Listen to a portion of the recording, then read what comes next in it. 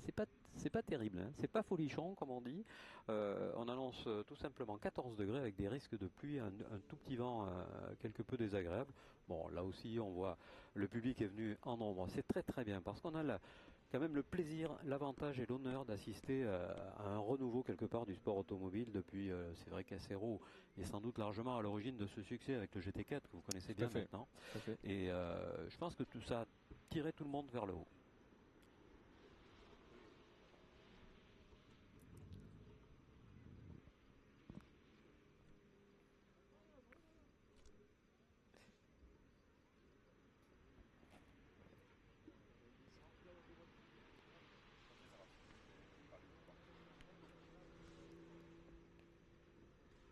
Ouais. Je sais pas si elle m'a entendu par contre. C'est celui-là ou celui-là?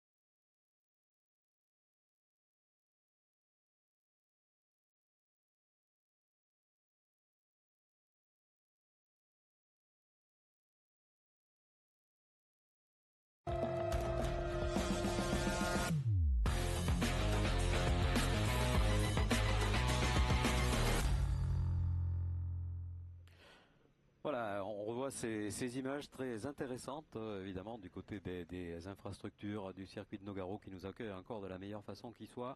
Le public est venu en nombre. Pierre Sansinena est à mes côtés. Il l'avait emporté, Pierre, l'année passée. Pour vous, ça fait quoi de revoir ces images?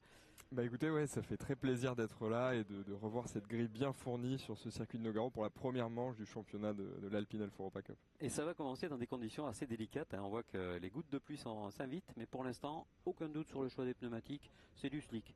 Ouais, effectivement, la piste était sèche ce matin. Là, il y a quelques gouttes qui tombent, mais tous les concurrents partent en slick là pour le moment. Allez, on regarde bien entendu que le public pour l'instant n'a pas sorti les parapluies, c'est plutôt rassurant. Ils sont venus très nombreux déjà dans cette journée du dimanche. On sait, on l'a dit tout à l'heure, que les Coupes de Pâques retrouvent vraiment une physionomie telle que celle qu'on avait connue il y a plusieurs dizaines d'années. Et c'est vraiment énorme. On est très heureux de pouvoir participer à cela. Il y a un engouement autour de l'Alpine Europa Cup, Elf Europa Cup, qui est tout à fait essentiel également, alors que ces voitures vont s'élancer dans le tour de formation. C'est une référence élixir, vous pensez, Pierre, cet engouement pour la marque? Ouais, bah effectivement, ça s'inscrit dans un processus global avec cette nouvelle voiture, l'Alpine A110, qui a fait son retour l'année dernière, et puis la déclinaison course, que ce soit pour l'Alpine Cup, l'Alpine GT4, qui rencontre beaucoup de succès auprès des pilotes, auprès des écuries, mais aussi des spectateurs. Exactement, je pense qu'il y a vraiment quelque chose qui se passe, il y a une espèce de lien affectif, et on en aura la démonstration à travers l'application des pilotes dont on aperçoit les performances réalisées à l'issue de la séance d'essai qualificative de tout à l'heure. Et très sincèrement, cette première ligne, elle parle. Elle est le reflet quelque part de cet état d'esprit avec un tout jeune, un gamin presque de 16 ans, Matteo Herrero, qui a décroché la pole position. Ouais, c'était un petit peu la surprise parce que c'était peut-être pas le pilote qu'on s'attendait à voir devant, mais il était quand même aux avant-postes pendant les essais. Donc très belle pole position avec Nicolas Milan derrière. Et Nicolas Milan, bien entendu, il est vice-champion, hein, c'est lui. Votre 2 fois l'année dernière, et je pense que cette année il n'est pas décidé à se laisser compter, encore moins évidemment, même s'il s'agit d'un coéquipier pour lui, par ce jeune pilote issu de la F4. Alors vous connaissez les deux produits, c'est bien, hein, c'est une filière visiblement qui fonctionne. Ouais, tout à fait, la F4 c'est une super école de pilotage pour apprendre les bases du pilotage, et puis l'Alpine pour confirmer tout ça derrière, c'est effectivement un bon parcours. Allez, on continue à égrener cette grille de départ alors que les voitures, on le voit, sont en train de mettre les pneumatiques en température. C'est Gaël Castelli qui fait figure évidemment dans des grands favoris de ce championnat, mais il y en a beaucoup encore une fois, donc ça ne sera pas facile. Il y a à nouveau un junior à ses côtés avec les couleurs d'Autosport GP, et c'est Jean-Baptiste Mella que vous connaissez bien également pour l'avoir côtoyé souvent. Oui, tout à fait, notamment l'année dernière. Puisqu'il a participé déjà au championnat alpine Europa Cup. Donc voilà, je pense que ce sera effectivement un des pilotes juniors qui jouera aux avant-postes. Allez, est-ce qu'on va jouer aux avant-postes pour Laurent Hurgon, qui est pilote essayeur chez Renault? C'est un garçon très rapide, on peut le vérifier encore une fois. Il est engagé par Autosport GP aux couleurs de Patrick Roger, le champion du monde de la chocolaterie. Et là, ça va pas être du chocolat, ça va être Julien Neveu qui va être derrière. Et attention à ce garçon parce qu'on l'a connu en Clio Cup. On sait que c'est un battant, hein. C'est à minima un adversaire redoutable, on va dire, pour tous ceux qui sont devant, parce que lui, il ne craint pas évidemment d'attaquer. C'est comme ça qu'on les aime quelque part, ces pilotes. Il aura à ses côtés, ou en tout cas derrière lui, Vincent Beltoise, bien positionné, mais sans doute pas à sa place réelle, hein. Je pense qu'il y avait mieux à faire pour Vincent. Ouais, effectivement, la séance de qualification qui était un petit peu perturbée, donc on voit que Vincent est pas à sa place, comme Mike Parisi qui est derrière lui, qui jouera aussi devant au championnat. Allez, pour aller égrener la ligne plus rapidement maintenant, on parlera de Zimmer, le franco-suisse qui partira derrière. Ensuite, Rodolphe Valgren, premier des pilotes gentleman, et le groupe également amené par Sevestre Febro, Julien Febro, le commentateur de la Formule 1 sur Canal+. Et le départ est donné. Attention au virage de la ferme. C'est un virage très important. Déjà une tête à queue. Ouh, c'est passé d'extrême justesse. De qui s'agit-il? C'est une voiture qui était plutôt dans le groupe de tête. Il y a plusieurs autres pilotes qui sont sortis de la piste, là notamment Yann Zimmer. Alors c'est Rodolphe Valgren justement qui est sorti. Il doit être déçu, Rodolphe, parce qu'il avait fait vraiment des chronos assez exceptionnels, jouant devant en gentleman. On va revoir ces images d'un départ dont on pouvait s'attendre à 4 pilotes de front. Voilà, 4 pilotes de front dans le premier virage, c'est toujours tendu. Malheureusement pour Rodolphe, ça passe pas. Voilà, heureusement, pas de bobo, la voiture n'a pas été violemment percutée, donc il pourra repartir et surtout participer à la course 2. Alors attention, ces phénomènes d'aspi, il y a beaucoup d'aspi dans cette discipline? Alors pas énormément d'aspiration, parce que c'est une voiture qui est assez fine aérodynamiquement, donc qui a peu de traînée, alors qu'on a également Julien Neveu qui abandonne. Pas de chance pour Julien, on en parlait tout à l'heure, c'est un attaquant, et on voit à quel endroit ça s'est passé. Il a été jardiné tout simplement. Alors la piste peut-être n'est pas dans des conditions d'adhérence exemplaires. Ouais, tout à fait, là les pilotes découvrent, il y a eu quelques gouttes de pluie, donc peut-être qu'il y a moins d'adhérence que pendant les essais qualificatifs, ce qui est fort possible. Allez, premier passage des hommes de tête dans les S du lac. Un S du lac qui est toujours extrêmement spectaculaire en GT4 en particulier et en Alpine également, car bien sûr la sortie c'est à fond là, hein. On est virage plus rapide du circuit. Ouais, je pense effectivement on rentre sur les freins, on freine très tard et puis on reprend les gaz très rapidement pour le deuxième S du lac qui passe à fond. Et souvent les pilotes ont tenté de laisser partir la voiture sur le livreur, mais attention, on a vu pas mal de sanctions qui sont tombées pour des non-respect de route de course. Pour l'instant la route de course elle est claire, elle est nette pour le jeune Matteo Herrero, surprenant, extraordinaire, pilote issu des rangs de la F4 qui déjà se bat avec des références qui s'appellent Castelli. C'est absolument remarquable. C'est un garçon qui n'a évidemment pas le permis de conduire parce qu'il est trop jeune pour accéder à une auto-école. Regardez ce qu'il est en train de faire avec une Alpine de 270 euros quand même, pour une petite tonne seulement. Un rapport poids-puissance très favorable. Ce sont des voitures très sympas à conduire, hein. Ouais, tout à fait. Des super sensations effectivement qui est amenée par la légèreté de l'auto. Alors on n'a peut-être pas 500 chevaux comme certaines GT, alors que Gaël Castelli tente une attaque. Alors là, on va arriver avec la tribu des même pas peur parce que je pense que Matteo, lui, il a pas grand chose à perdre. Hein. Ça m'étonnerait qu'il ouvre la porte, c'est clair. Même si il sait que derrière lui, c'est un garçon capé qui a gagné en Porsche, qui a fait des choses excellentissimes. Et regardez également la performance du Urgon avec les couleurs Patrick Roger qui suit Nicolas Milan. Nicolas, qui reste dans le rythme évidemment, mais on a l'impression quand même qu'il a un petit peu de mal à rester dans la suite des premiers. Pour le moment, oui, effectivement, Matteo Herro et Gaël Castille qui se détachent un petit peu en tête. Matteo qui fait du bon travail parce que c'est pas simple de résister à Gaël, qui est très pressant, qui a l'air très rapide. Derrière, on voit que voilà, le petit écart qui s'est fait avec le 6e, Mike Paris. Et départ difficile pour Jean-Baptiste Mella. On l'évoquait tout à l'heure. Il a l'expérience pourtant. C'est vrai que ce départ a été un peu chiffon. Il y a eu quelques attaques. Mais tiens, voilà une Urgon. Urgon sur Milan. Alors on a deux solides. Ça passe à l'intérieur pour Milan. Il sait qu'il a une trajectoire meilleure. Mais il est passé Laurent. C'est resté propre. Au dépassement de Laurent, là, c'était chaud. Donc là, mais c'est deux très bons pilotes. Donc ils se laissent la place. C'est ça. Ça c'est vraiment fabuleux quand on a du niveau comme ça. Franchement, la course auto, c'est du bonheur absolu. Et regardez notre Julien Febvre national. Où est-ce qu'il est? Sixième, c'est magnifique. Incroyable avec cette voiture. Lui aussi nous confiait tout à l'heure qu'il prenait un pied absolument phénoménal avec cette auto. Lui qui est habitué plutôt aux épreuves de rallycross. Mais là, il a trouvé une auto de circuit qui lui convient parfaitement. Et là, attention, ça commence à chauffer un petit peu devant. On voit Matteo Herrero qui est obligé de couper la speed, aller se mettre à la corde. Donc à la relance, évidemment, la trajectoire est un petit peu moins favorable. À cet endroit, ça peut doubler là, ça, dans ce gauche. On voit que Gaël fait des appels de phare, il essaie de mettre la pression sur Matteo. Pour l'instant, il tient bien le coup, c'est bien.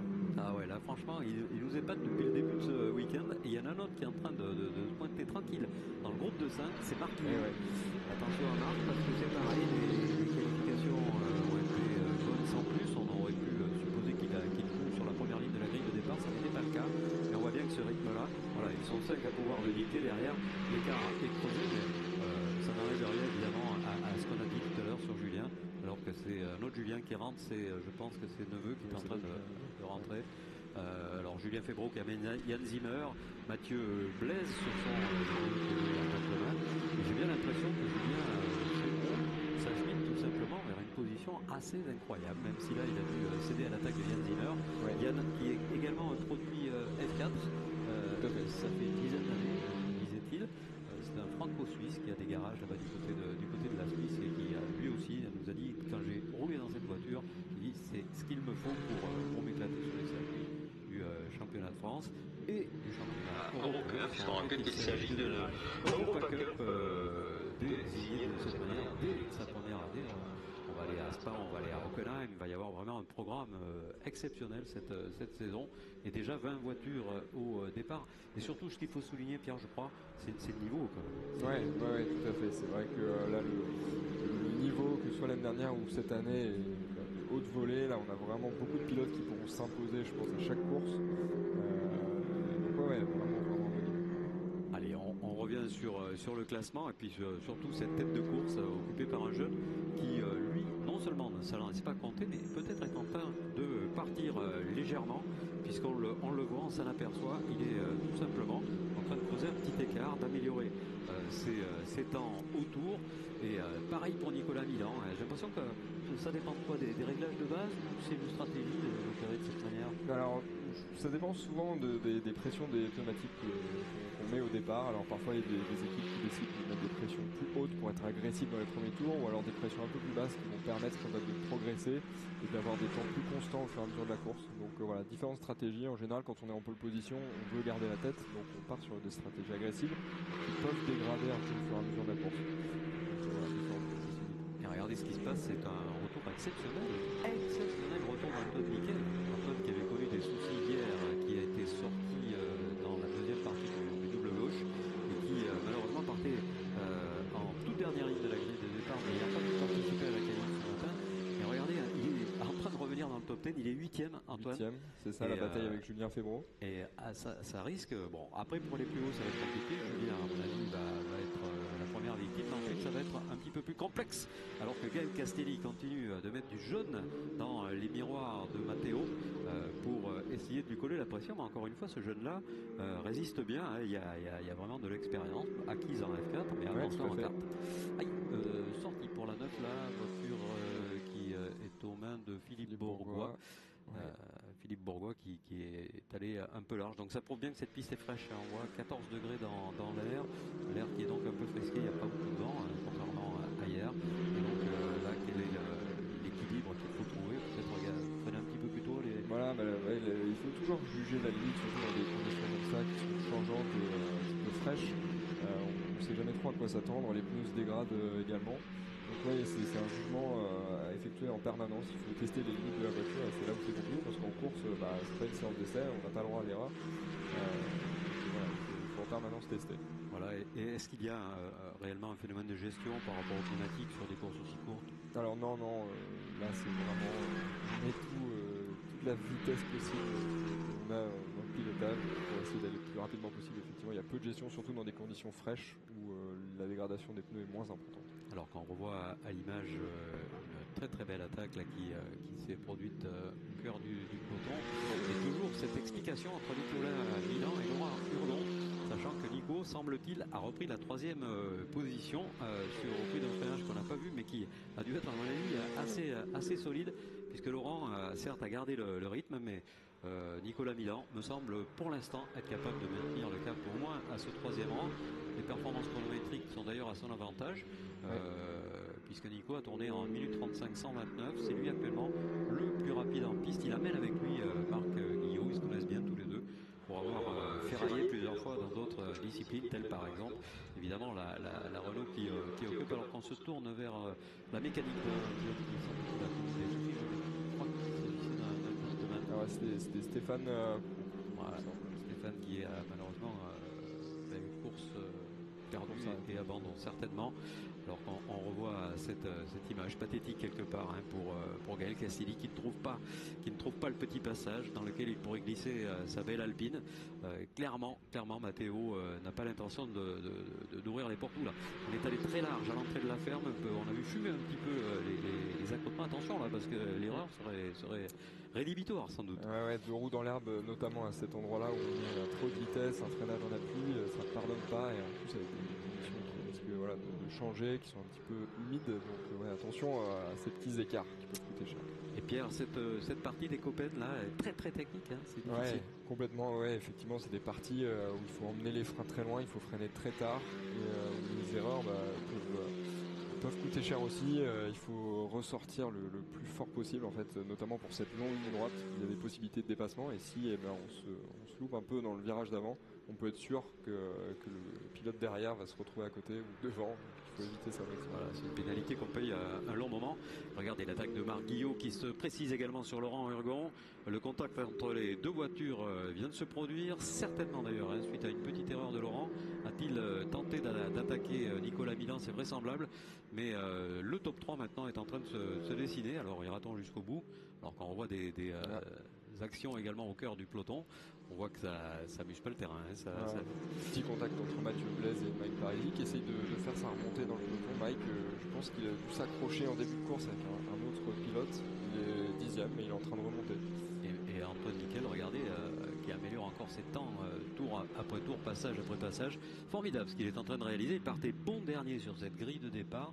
Personne, en tout cas pas moi, n'aurait misé le moindre copec sur son intervention à la 7e place maintenant. C'était une belle erreur. Il reste encore 13 minutes. Est-ce qu'il est capable d'aller jouer, pourquoi pas, avec Yann Zimmer? Bon, l'espace est quand même relativement important entre les deux. 2 secondes 2. Voilà, et on voit que Yann est quand même devant lui, donc il est en train de faire le meilleur temps, enfin un des meilleurs temps en course, donc il remonte. Et pareil, Vincent Beltoise qui n'est pas vraiment dans le bon rythme. Il fait des boucles en 6-4. C'est pas forcément suffisant pour espérer revenir. Touchette entre les deux hommes de tête. Alors ça va permettre à Nicolas Milan, le pilote à la 3e position, d'arriver plus vite. Vous le disiez tout à l'heure, Pierre. Et voilà, cette image, elle est claire. Là, effectivement, les deux pilotes devant qui se battent, qui perdent du temps, et du coup Nicolas Milan qui en profite, qui remonte, et qui va se mêler à la bataille. Là, c'est magnifique. Voilà, superbe. Et voilà, le trio Hero formé, nous, c'était vraiment ce qu'on souhaitait, clairement. Et Matteo Herrero qui continue de résister. Mais j'ai l'impression que Gaël Castelli est en train de s'impatienter un tout petit peu derrière. Il sent bien que la course s'étire. Connaissant Gaël, c'est sûr qu'il va tenter quelque chose avant la fin de la course. Là. On le sent effectivement bouillant derrière Matteo. Alors là, la position de leader, on peut pas dire que ça soit la position idéale dans ce cas-là, Pierre. Ouais, bah voilà, quand on a 3-4 pilotes derrière qui mettent la pression, qui reste encore 13 minutes de course, c'est quand même encore long. Donc ouais, c'est pas une position simple, il va falloir qu'il résiste, mais ça va pas être facile. Et on rappelle une nouvelle fois, tant pis si on se répète, qu'il a seulement 16 ans. C'est absolument incroyable de se battre avec des garçons. 5 titres de vainqueur de la Coupe Clio pour Nicolas Milan. Gaël Castelli qui s'est remporté beaucoup de disciplines. C'est vraiment 2 références de très très grosses pointures. Et j'ai envie de rajouter, ça en fait 3 maintenant avec ce jeune-là. Mais bon, la situation finira par devenir un petit peu trop tendue à mon avis. Il y a un moment où il va non pas craquer, mais en tout cas Castelli va trouver la petite place. Maintenant il peut y avoir contre-attaque. Voilà, je pense que c'est pour maintenant. Il est en train de préparer une relance dans la ligne droite parfaitement avec une trajectoire bien tendue pour les deux d'ailleurs. Hein. Nico Milan a du mal à rester collé. C'est ça. Gaël Castelli qui est complètement dans les échappements là, de Matteo Herrero. Donc bon, ça sera un petit peu juste à mon avis pour tenter une attaque à ce tour-là. On va voir, mais ouais. Et bien sûr, là, les voitures sont similaires. Il y a des contrôles techniques qui sont engagés à chaque fois. Et on a vu ce petit contact entre Maquillo et Laurent Urgon également pour le gain de la 4e position. Ils sont 5 à s'être échappés maintenant. Hein. Parmi ces 5-là, nous aurons à désigner le podium scratch. C'est une évidence absolue. D'ailleurs, si on intervient au niveau des catégories d'âge, on voit que c'est Herrero, Mikel et Mela qui seraient les 3 juniors dans l'ordre classement.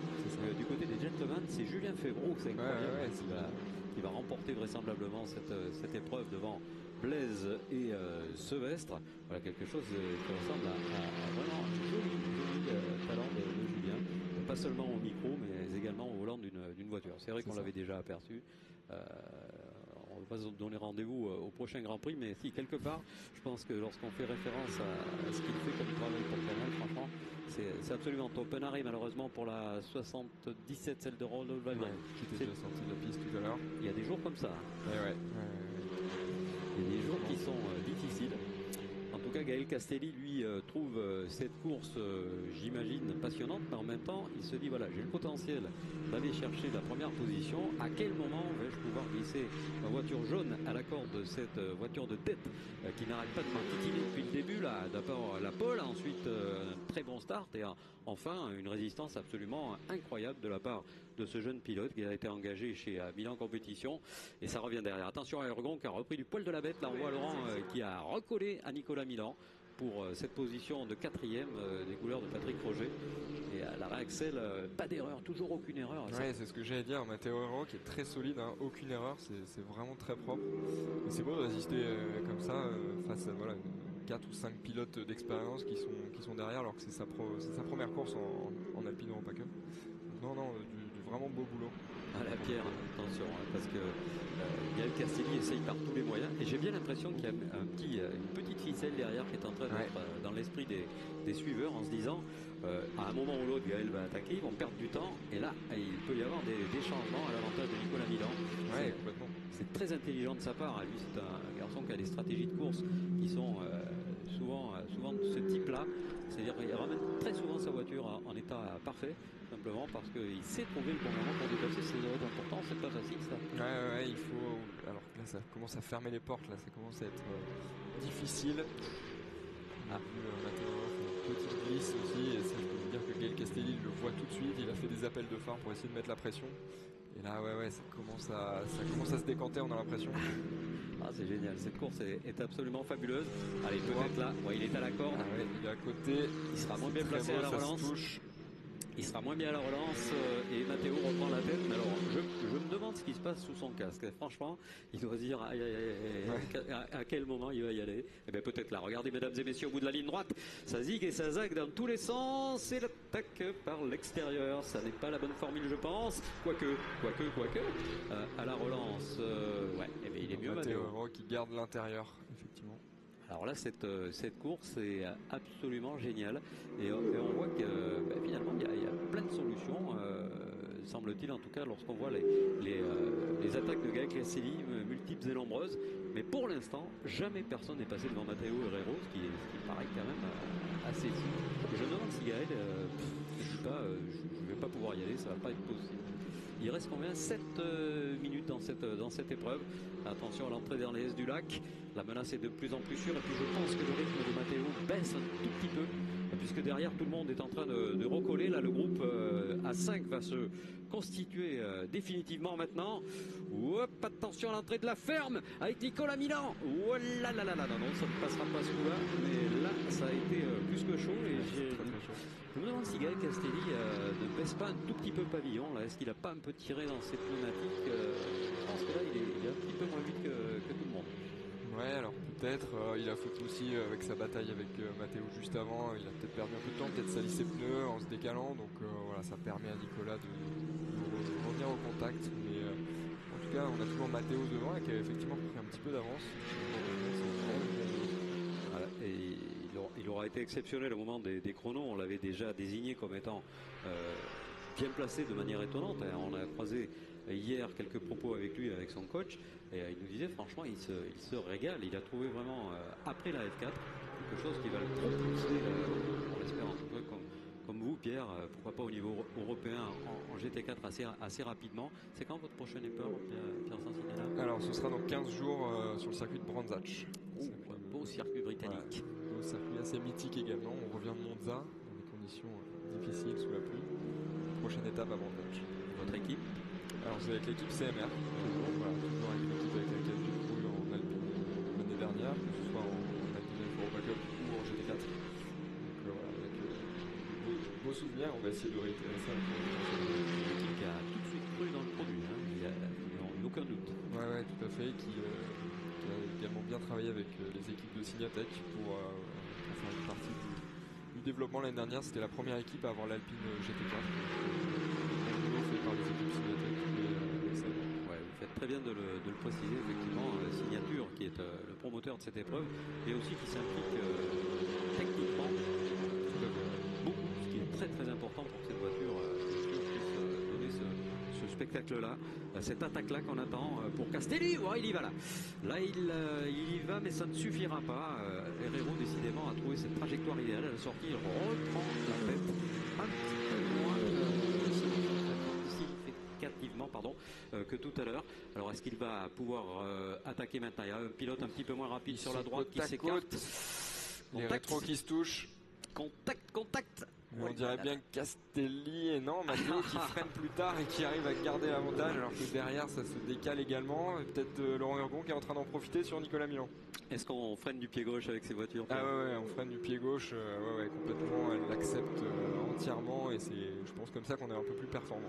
Allez, alors là je vous conseille de ne pas essayer, mesdames et messieurs, parce que c'est pas évident, on n'est pas très, très adroit. Ouais, et alors qu'il y a une partie du pare-choc arrière de Gaël Castelli qui est en train de se détacher.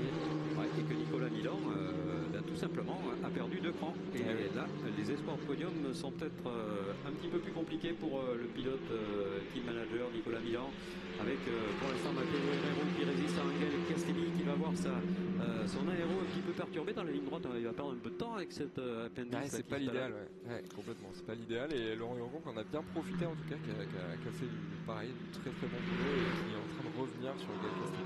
Il est incroyable ce Matteo. On voit la voiture qui pique du nez à chaque freinage. Je peux vous dire qu'il va écraser cette pédale. Elle est d'une efficacité redoutable au niveau du freinage. Cette voiture, ça, on le savait, mais là, franchement, il est en train de démontrer que lui, malgré encore une fois sa non-expérience dans ce type de voiture, il a fait un boulot extraordinaire. Regardez Laurent Urgon. Laurent Urgon qui tranquillement mais sûrement a fait une course absolument exemplaire, remarquable, et a profité de toutes les opportunités. Il a essayé d'attaquer Milan à un moment, il a vu que c'était un peu chaud, il a réussi à le passer une fois sans toucher, réplique immédiate évidemment du boss de chez Milan, et puis le voilà maintenant en train d'aller jouer la gagne. Il va rester 3 minutes, cela reste possible, et l'attaque sur Castelli avec à l'extérieur également Marc Guillot. Ah là là, il y a 8 titres de Clio Cup dans ces 5 là, c'est absolument fabuleux. Quel régal que l'Alpine Elf Europa Cup. On s'en doutait un petit peu. Là franchement j'ai envie de dire, bon, la saison va être longue, malheureusement on ne saura pas forcément les témoins à part à travers les images qu'on pourra bien sûr regarder, mais on a hâte d'être à la grande finale. J'espère qu'il y aura vraiment personne qui sera désigné au Castellet au milieu du mois d'octobre, parce que là on risque de passer un moment assez sympathique avec ces garçons. Et pour l'instant ça tient bon, hein. Vous croyez que ça va jusqu'au bout? Ce qu'il nous a montré jusqu'à maintenant, Matteo Hero, c'est qu'il est très solide, qu'il fait pas d'erreur, qu'il roule vite. Donc il n'y a pas de raison que ça continue pas là jusque les 2 dernières minutes, même si c'est vrai que c'est les plus difficiles en général, les 2-3 dernières minutes de course, quand on commence à les regarder au chronomètre, c'est toujours difficile. Et justement, rouler devant, est-ce qu'on n'a pas tendance à se déconcentrer un petit peu, à trop regarder dans les rétroviseurs? Alors c'est l'erreur à pas faire. Effectivement, il faut regarder un minimum dans les rétroviseurs parce que si on a des attaques et qu'on a besoin de défendre, il faut pouvoir défendre sa position. Mais il faut pas trop le faire parce que il faut regarder devant, il faut se concentrer sur la piste qu'il y a et pas regarder derrière. De manière générale, c'est comme ça que ça fonctionne. Allez, regardez bien, chers amis, il reste 2 minutes exactement dans le temps réglementaire. On est à la relance avant la longue ligne droite du circuit de Nogaro. Et Gaël Castelli est à la 2e position avec de Matteo Herrero, incroyable leader. Et regardez qu'il n'y a pas de formule miracle, hein, même lorsqu'on a le talent de ces pilotes-là. Matteo freine plus tard que tout le monde, tout simplement. Personne ne le taquine pour l'instant. Alors, est-ce qu'il a repéré Gaël Castelli à un autre endroit où il pourrait porter une attaque? Peut-être là, tiens, dans ce grand gauche. Hop, hop, hop, il a essayé. Il a essayé. Bon, je pense qu'il a été très correct, hein, Gaël. Non, mais c'est un pilote qui est très correct d'une manière générale. C'est toujours des batailles fair play. Il n'y a pas de mauvais coups, donc c'est ça qu'on veut voir. Exactement. Ce groupe de 5 est vraiment constitué de véritables stars du sport automobile, même si on a du mal à désigner de cette manière un gamin de 16 ans. Un adolescent à peine sorti de l'enfance, c'est invraisemblable ce qu'il est en train de réaliser. On va pas trop en faire non plus, il ne faudrait pas qu'il se mette à le croire, mais très sincèrement, je crois qu'il aura marqué nos esprits, nos mémoires et notre plaisir en tout cas. Hop, attention à l'attaque de Laurent Urgon à l'amorce de la ferme et l'avance peut-être suffisante pour allier l'arrivée maintenant pour Matteo Herrero qui a pris 2 voitures d'avance. Bon, dans le Copen, il me semble, je dis bien que Gaël Castelli est un petit peu plus à l'aise dans le sinueux. On va voir si ça se confirme maintenant. Laurent Urgon résiste à Marc Guillot, c'est l'objectif. Je pense qu'il a renoncé à aller chercher la première ou même la 2e position. L'objectif étant d'aller sur le podium et d'amener les couleurs Patrick Proget, le champion du monde de la chocolatterie, à cette place de 3e. Et Marc Guillot, on le sait aussi, il y a du talent à tous les étages. Là, c'est clair. C'est un garçon très propre, très clean dans son attitude sportive. Est-ce qu'il va y aller là? Attention à Laurent Urgon. Laurent Urgon qui ferme la porte. Oui. Ça ne pourra pas. Il a freiné super tard et la victoire est en train de se dessiner. Petite erreur de Marc Guillot qui sort large mais qui arrive à garder sa position face à Nicolas Milan. Il a tout tenté, il a tenté vraiment le freinage ultra tardif pour essayer de faire l'extérieur. Mais dans ce virage-là, c'est quand même compliqué. Ouais, c'est compliqué, franchement, et ce qui ne l'est pas en tout cas, c'est ce qui semble désigner un leadership qui désormais est quasiment définitif. C'est Matteo Herrero qui va inscrire son nom en haut des tablettes pour la course d'ouverture de cette Alpine Elf Europa Cup.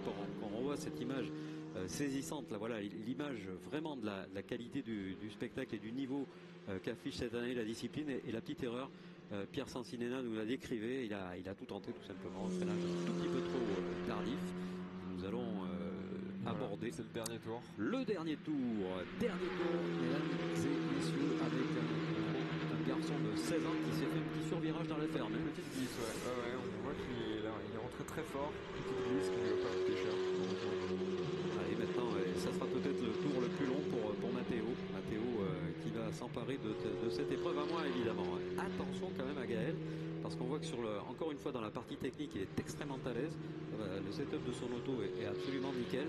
Ah non, ça va pas être possible, il est trop loin là pour se jouer le phénomène de l'aspiration et surtout décaler suffisamment tard son freinage, alors que derrière c'est pas terminé entre Laurent Urgon et Marc Guillot. Marc va tout tenter, il l'a fait tout à l'heure et je pense qu'on devrait en rester là a priori pour ce moment de l'épreuve.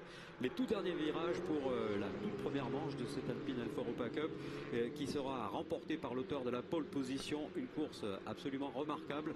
Également au-delà des places qu'on a souvent décrites, eh bien, il y avait Yann Zimmer qui a fait une excellente course au 6e rang, Michael qui est revenu en fait au contact du top 5, là, beau boulot de Yann qui affiche un super rythme. il faudra compter avec lui, je pense, demain pour les deuxièmes séances. Voilà, absolument génial, encore une fois, cette épreuve. Et Marc, qui aurait bien pris un tour de plus, je pense, parce que là, il était bien, il était vite, et qui devra renoncer au podium pour aujourd'hui.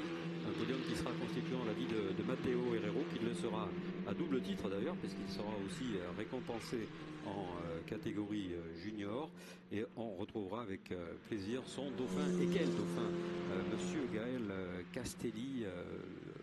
On a hâte évidemment de voir leur réaction à l'arrivée, ça va être très sympa à suivre. Et la troisième position donc dévolue finalement à Laurent Hurgon après une bataille absolument géniale, là aussi avec Nicolas Milan. Et ça s'est fait comme vous le disiez Pierre, avec beaucoup de classe.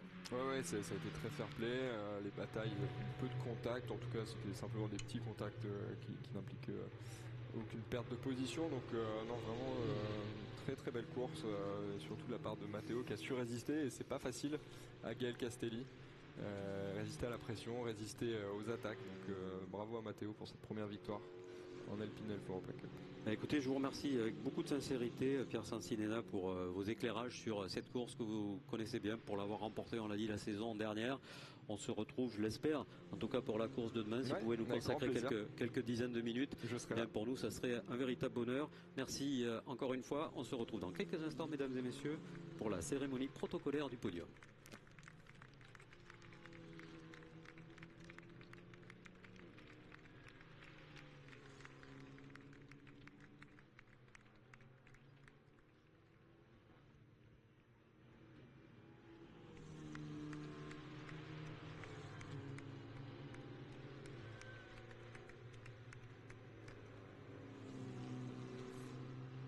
Voilà, bien sûr, le programme va pouvoir continuer avant de retrouver ce podium. Chers amis, on se donne rendez-vous en ce qui nous concerne pour cette même discipline. Et bien, ce sera pour la deuxième séance qualificative demain. On va vous souhaiter un bon appétit. Tout à l'heure, on se retrouve avec la Porsche Carrera Cup France et la course 1.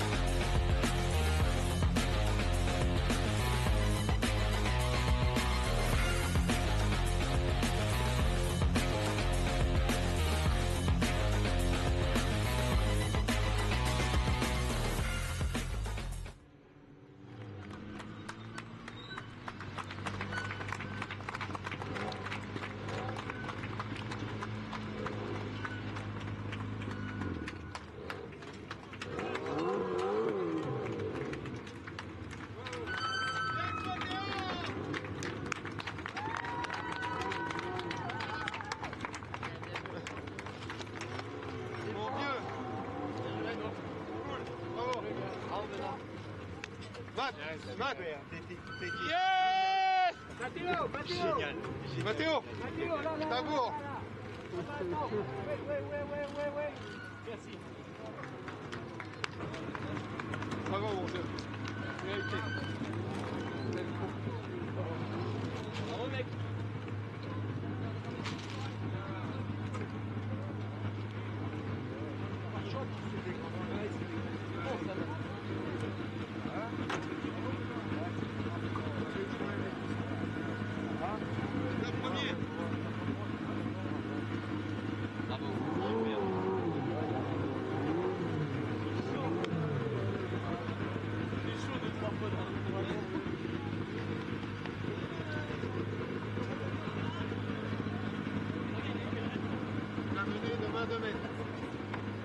C'est bon. Touchez dans la ligne droite à droite. Wow. Tiens, tu prends le bouquet. Allez, tu l'as fait, hein?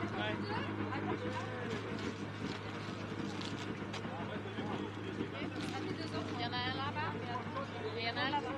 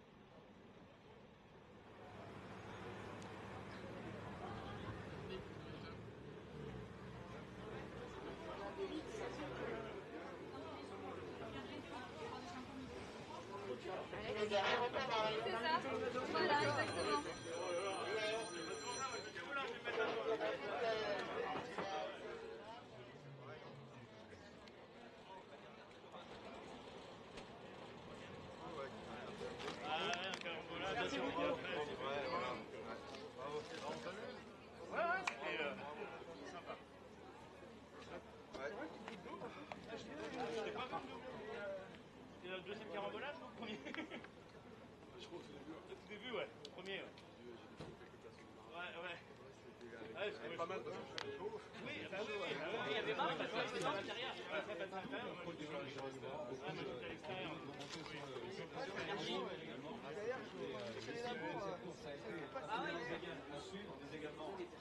vivre de l'intérieur, j'imagine. Et on a pu vraiment passer un moment extraordinaire avec ce groupe. On retrouvera naturellement demain à l'occasion d'une deuxième séance d'essai qualificative et puis d'une nouvelle course du même format avec un sprint absolu entre ces pilotes que l'on va appeler à commencer bien sûr par le podium scratch dès qu'on aura le feu vert et que tout le monde sera bien là. Ça, Philippe ?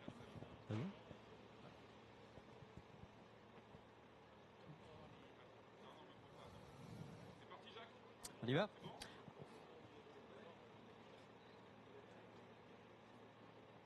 Allez, on y va pour le troisième du classement scratch. Il s'est battu tout au long de la course et il n'a pas volé cette place-là. Laurent Urgon, superbe troisième. Bravo Laurent.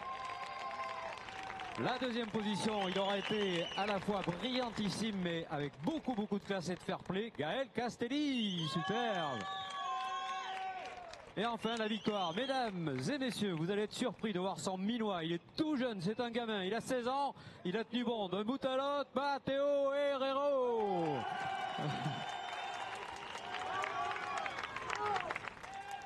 Voilà, pour célébrer cette victoire, nous allons écouter l'hymne national.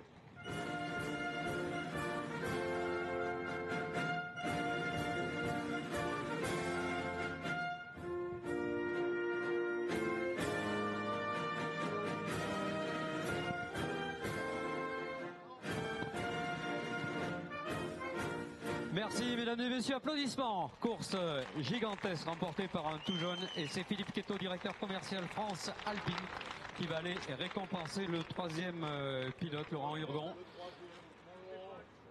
Laurent Urgon qui s'est battu avec Nicolas Milan pendant toute la course, également avec Marc Guillot. On va inviter également Philippe Queteau à s'emparer du trophée de second pour récompenser Gaël Castelli.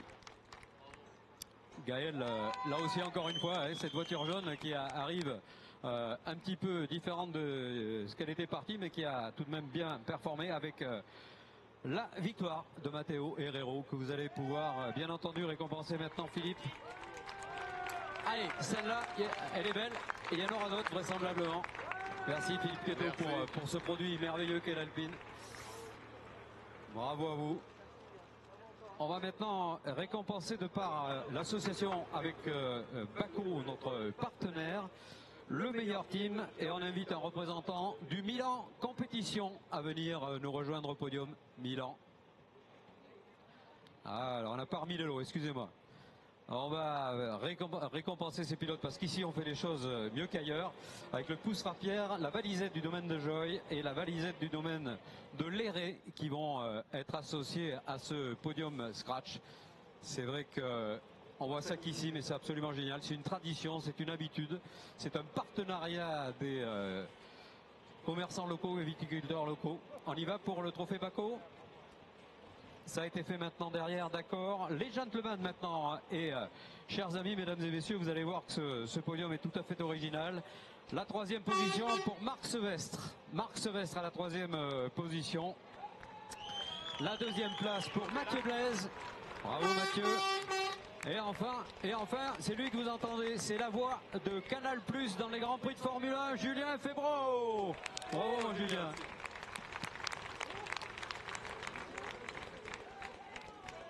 Voilà, Caroline Diviès, responsable de ce circuit, directrice du circuit, va récompenser les pilotes gentlemen avec Marc Sevestre, avec également la deuxième position de Mathieu Blaise et l'immense surprise que nous a accordé Julien Febvreau, qui s'est battu en plus dans le top 10 et avec beaucoup d'aisance, incroyable. Alors, avant invité également, je ne sais pas si Matteo est encore par là éventuellement. Junior. Allez Matteo, il faut que tu reviennes parce que tu es aussi le meilleur junior. Hein. Et ouais, c'est comme ça. Donc, collection de trophées alpines pour Matteo Herrero. Et c'est Caroline, bien sûr, qui va récompenser ce jeune pilote. Regardez cette image, elle est sympa. Elle est vraiment le reflet de cette discipline avec des gentlemen, avec des tout jeunes. et de toute façon avec des courses absolument remarquables et géniales.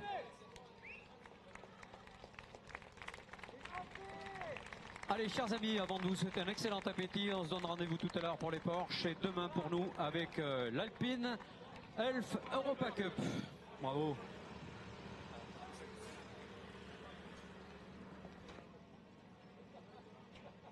Allez, on vous rappelle